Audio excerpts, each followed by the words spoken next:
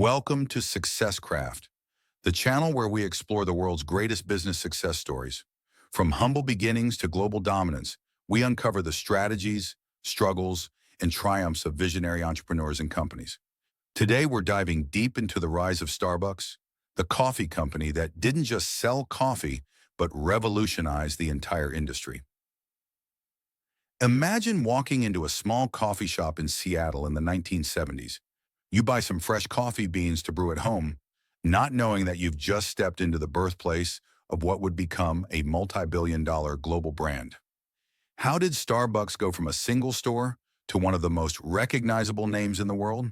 And how did they turn coffee into a cultural experience that changed the way we socialize, work, and live? Chapter 1. Humble Beginnings, Seattle in the 1970s. It all started in 1971 when three friends, Jerry Baldwin, Zev Siegel, and Gordon Bowker, opened a small store in Seattle's Pike Place Market. The original Starbucks didn't sell brewed coffee at first. Instead, they focused on selling high-quality coffee beans and equipment to help people brew their own coffee at home. The founders were inspired by Alfred Peet, the man who introduced them to the world of high-quality coffee beans, and how different they were from the mass-produced brands that dominated the market at the time. The store had a niche clientele, people who were interested in learning more about gourmet coffee. It wasn't an instant success, but it laid the foundation for something much bigger. Step 2. Enter Howard Schultz, the game changer. In 1982, a young and ambitious man named Howard Schultz joined Starbucks as the director of retail operations and marketing. Schultz came from humble beginnings himself, growing up in a working-class neighborhood in Brooklyn, New York. He was no stranger to hard work, and he had a deep desire to make a name for himself in the business world. When Schultz joined Starbucks, the company had 4 stores and was focused solely on selling coffee beans. Schultz was fascinated by Starbucks' potential, but felt that the company could be much more than a supplier of beans. His turning point came during a business trip to Italy, where he encountered something that would change his life and the future of Starbucks forever. Step 3. The Italian inspiration, Schultz's vision. During his visit to Milan, Italy, Schultz was captivated by the Italian cafe culture. In Italy, coffee wasn't just a drink. It was a social experience. People gathered in cafes to chat, take a break, and enjoy espresso in a relaxed, communal environment. Schultz was struck by the sense of community these cafes fostered and how important they were in Italian daily life. Schultz immediately saw the potential to bring this cafe culture to the United States. But Starbucks' original founders weren't convinced. They didn't want to deviate from their original concept of selling high-quality coffee beans and equipment. Schultz, however, believed so strongly in his vision that he eventually decided to strike out on his own. In 1985, he left Starbucks and started Il Giornale, his own coffee company that embraced the Italian-style cafe experience. The idea took off, and within 2 years, Schultz found himself at a pivotal moment. The original founders of Starbucks were ready to sell the company. Step 4. A bold move. Schultz buys Starbucks. In 1987, Schultz bought Starbucks for $3.8 million, merging it with his own company, Il Giornale. He quickly implemented his vision of transforming Starbucks into a place where people could gather, relax, and enjoy coffee as a social experience. This was a risky move. After all, coffee shops in America weren't as common or as popular as they are today. But Schultz was determined to make it work. He focused on the details. The interior design of each store was carefully crafted to create a warm, inviting atmosphere.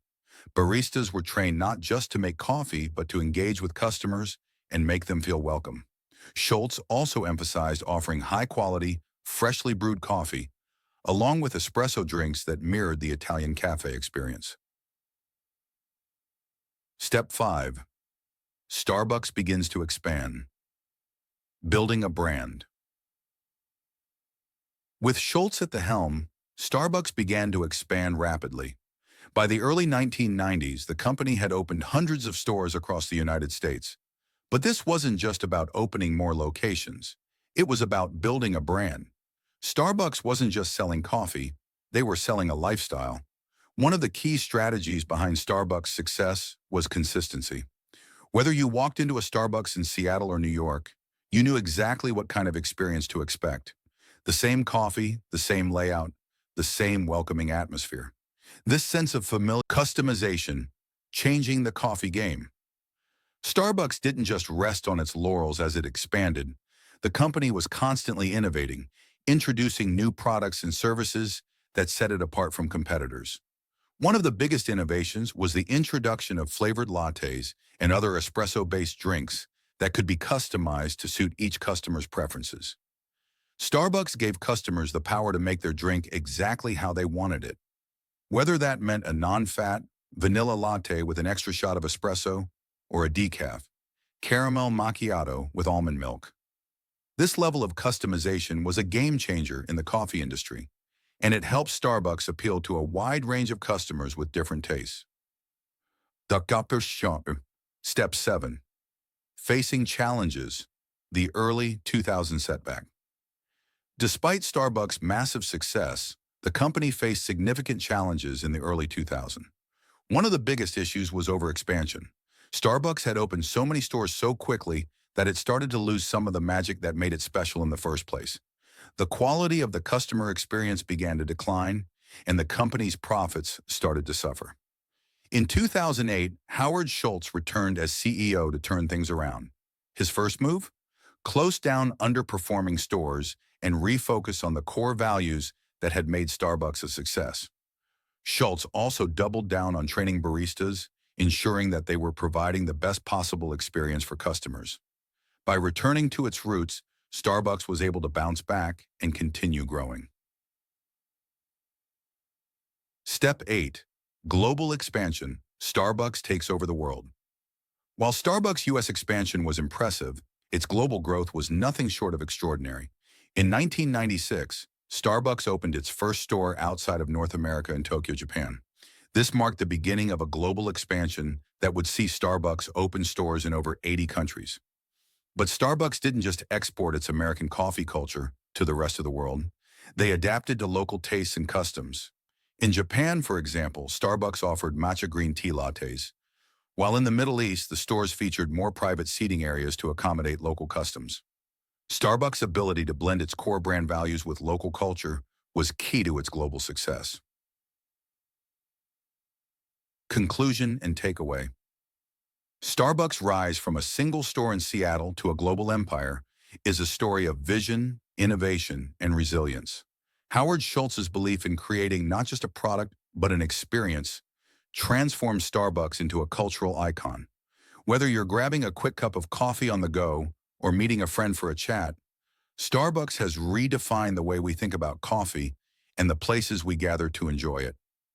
The story of Starbucks teaches us that success isn't just about having a great product. It's about creating an experience that resonates with people. It's about being willing to innovate, take risks, and most importantly, stay